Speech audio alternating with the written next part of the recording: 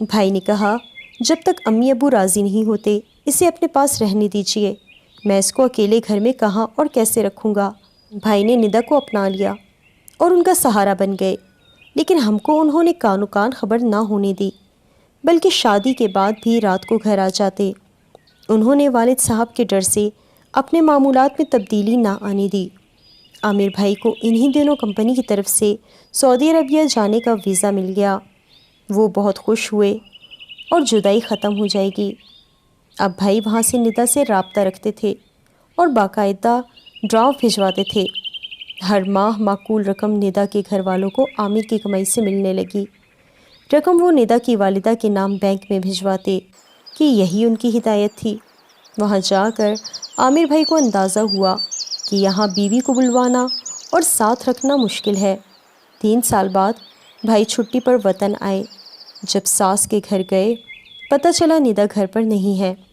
اس کی ماں نے بتایا کہ اس کی خالہ اسے لے گئی ہے اور وہ لاہور میں ہے، کیونکہ یہاں اس کے بہت رشتے آتے ہیں اور وہ کسی کو بتا نہیں سکتی ان کی بیٹی شادی شدہ ہے، صرف اور صرف اس خوف کی وجہ سے کہ عامر کے والد کو علم نہ ہو جائے اور وہ یہاں آ کر کوئی ہنگامہ نہ کر دیں۔ عامر کو یہ بات عجیب لگی۔ انہوں نے کہا اب تو میں آ گیا ہوں، اب آپ میری بیوی کو بلوا لیں، میں خود اسے اپنے ساتھ اپنے گھر لے جاؤں گا۔ کوئی اسے قبول کرے نہ کرے، میں اتنا کما چکا ہوں کہ الگ بھی رکھ سکتا ہوں، اب میں کسی بات کی پرواہ نہ کروں گا۔ ندا کی والدہ نے آخر ایک روز کہہ دیا کہ طلاق دے دو یا پھر سمجھ لو کہ ہماری بیٹی سے تمہاری شادی ہوئی ہی نہ تھی۔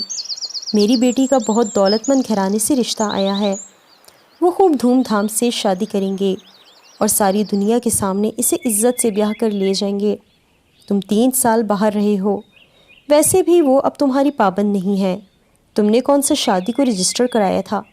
گھر والوں کے ڈر سے میں نے وہ سارے ثبوت جلا دیے ہیں، تم دعویٰ بھی نہیں کر سکتے، تم ہی جھوٹے بنو گے کہ بھلا کوئی اتنے برس بھی بیوی کو چھپاتا ہے اور نکاح کو خفیہ رکھتا ہے؟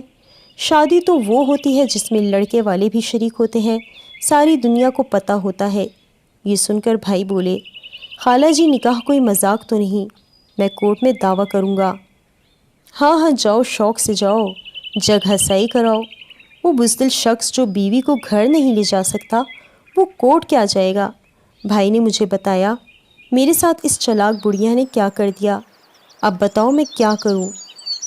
میں نے کہا بھائی یہ والد کی طرف سے تم کو سبق ہے، جلد تم پر ان لوگوں کی اصلیت کھل گئی، میری مانو تو اب ان کا پیچھا ہرگز مت کرو، اپنی عزت کو مزید گھاٹے میں مت ڈالو، جیسے خاموشی سے نکاح کیا تھا ویسے ہی طلاق بھی دے دو، اگر تم اس بندھن کو شادی کہتے ہو۔ بہرحال جو تمہارے پاس نہیں رہنا چاہتی تم کیوں ان کو زبردستی اپنے ساتھ رکھنا چاہتے ہو؟ وہ کہنے لگا کہ ایک بار ندا سے تو بات کر لوں، وہ کیا کہتی ہے؟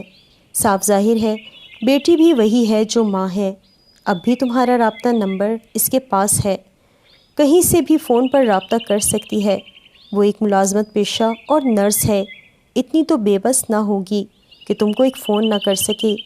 عامر بھائی پریشان تو بہت تھے، لیکن میری بات ان کی سمجھ میں آ گئی۔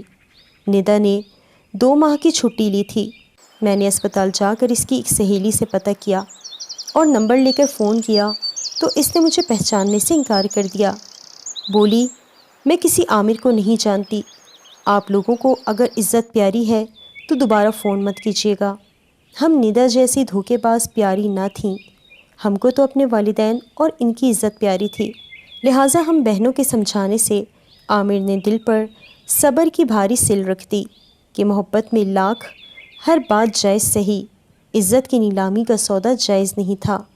انہوں نے اپنے طور پر بھی ندا سے رابطے کی کوشش ضرور کی تھی، جب 100% یقین ہو گیا تو انہوں نے اپنا رستہ بدل لیا اور والدین کے کہنے پر چچا کی بیٹی سے شادی کر لی۔